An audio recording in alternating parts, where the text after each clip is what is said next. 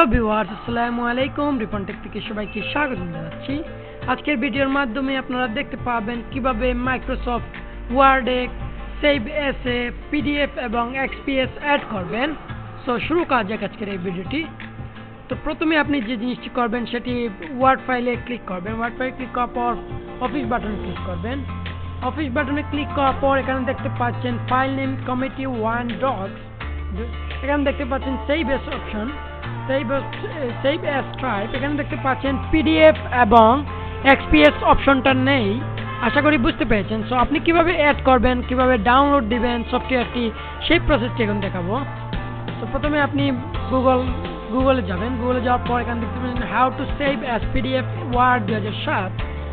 এটা টাইপ করার পর এখানে দেখতে পাচ্ছেন আপনার রেজাল্ট শো করছে। এখানে আপনি খুব সহজেই দেখতে পাচ্ছেন আপনি কিভাবে অ্যাড করবেন সেটা। এখানে দেখতে পাচ্ছেন 2007 Microsoft Office add in Microsoft save as. এখানে দেখতে পাচ্ছেন সফটওয়্যার ডাউনলোড লেটেস্ট ভার্সন।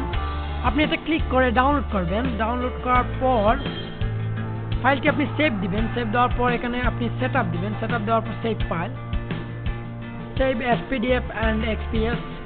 এটা সেটআপ দেওয়ার পর এখানে দেখতে পাচ্ছেন ডাউনলোড হয়ে গেছে। ডাউনলোড হওয়ার পর এখানে দেখতে পাচ্ছেন এটা সেটআপ দিবেন। সেটআপ হচ্ছে, এখানে দেখতে পাচ্ছেন লোড নিচ্ছে। এখানে দেখতে পাচ্ছেন আপনি click to accept to the Microsoft software. এখানে দেখতে পাচ্ছেন ইনস্টল হচ্ছে। ইনস্টল হওয়ার পর এখানে কমপ্লিট দেখাবে। একটু ওয়েট করতে হবে, আপনি এটা ভালো করে সেটআপ দিতে হবে। এখানে দেখতে পাচ্ছেন এই ইনস্টলেশন কমপ্লিট। ওকে দেওয়ার পর ফাইলটি সেটআপ দেওয়ার পর আপনারা ডাইরেক্ট চলে যাবেন ওয়ার্ড ফাইলে। ওয়ার্ড ফাইলে যাওয়ার পর আপনারা দেখতে পাচ্ছেন আপনার অফিস বাটনে দেখতে পাচ্ছেন। অফিস বাটনে ক্লিক করার পর আপনারা সেই বেসে ক্লিক করবেন। সেই বেসে ক্লিক করার পর আপনারা এখানে অপশন দেখতে পারবেন, সেভ এস টাইপে ক্লিক করবেন। এখানে দেখতে পাচ্ছেন সেভ এস টাইপে কিন্তু ডকুমেন্ট পিডিএফ এক্সপিএস শো করছে। সো আপনারা সেভে ক্লিক করলে পিডিএফ কিন্তু তৈরি হয়ে যাবে। সো আপনারা দেখতে পাচ্ছেন এখানে কিন্তু আপনি তৈরি হয়ে গেছে অলরেডি। এখানে দেখতে পাচ্ছেন this file in use by another application or user. তো আপনি যে ফাইল, আপনি যে ফোল্ডার যেখানে রেখেছেন সেখানে চলে যাবেন। সেখানে যাওয়ার পর আপনারা কিন্তু দেখতে পারবেন আপনার একটি ফাইল ওয়ার্ড ফাইলে তৈরি হয়ে গেছে।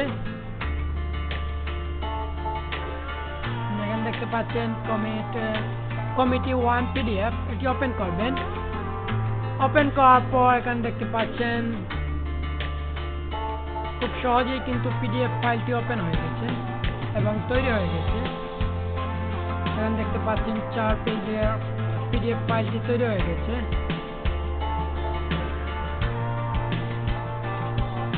তো আশা করি বুঝতে পেরেছেন আপনারা কিভাবে খুব সহজেই ওয়ার্ড ফাইলে সেভ এস বাটনে পিডিএফ এবং এক্সপিএস অ্যাড করবেন। আশা করি ভিডিওটি ভালো লেগেছে। যদি ভিডিওটি ভালো লাগে থাকে অবশ্যই চ্যানেলটি সাবস্ক্রাইব এবং শেয়ার করবেন।